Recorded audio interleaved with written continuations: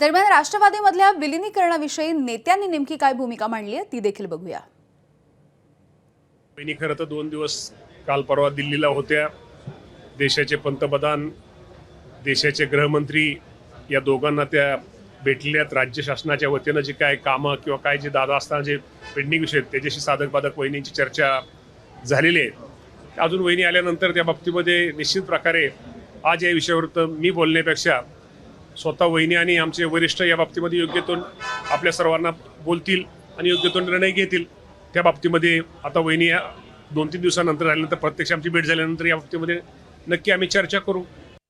दादांनी जर कुठल्या चर्चा केल्या असतील तर आम्ही त्यामध्ये शंका आणण्याचं कारण आहे किंवा आम्ही त्या नाकारतही नाही, परंतु आज दादांच्या पश्चात या ज्या काही चर्चा सुरू आहेत यावरती मला असं वाटतं की सुनित्रा वहिनी आता उत्तराधिकारी म्हणून संपूर्ण जबाबदारी सांभाळून काम करतायत।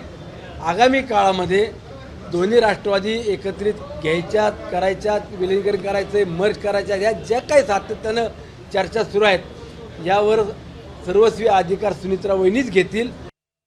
आता राष्ट्रवादीमध्ये अंतर्गत जो चाललेला वाद आहे त्या वादावर आमच्यासारख्याने बोलणं उचित नाही आहे की राष्ट्रवादी एक गट म्हणतो की विलीनीकरणाची बोलणी झाली होती, दुसरा गट म्हणतो की विलीनीकरणाची काही बोलणी झाली नव्हती। आता ज्यांच्या समोर हे सगळं काही प्रकार घडले होते ते अजितदादा आज हयात नाहीत, म्हणून आता नेमकं काय घडलं, त्याचे काय पुरावे आहेत या खोलात जाण्यापेक्षा त्या दोन्ही पक्षाचं एकमेकाशी असलेलं आता तर नातं मला वाटतं आता दूर होत चाललेलं आहे, म्हणून विलीनीकरण होईल अशी शक्यता थोडी कमी वाटते।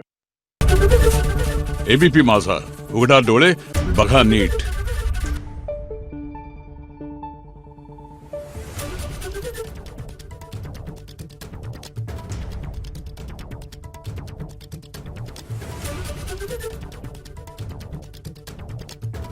Thank you.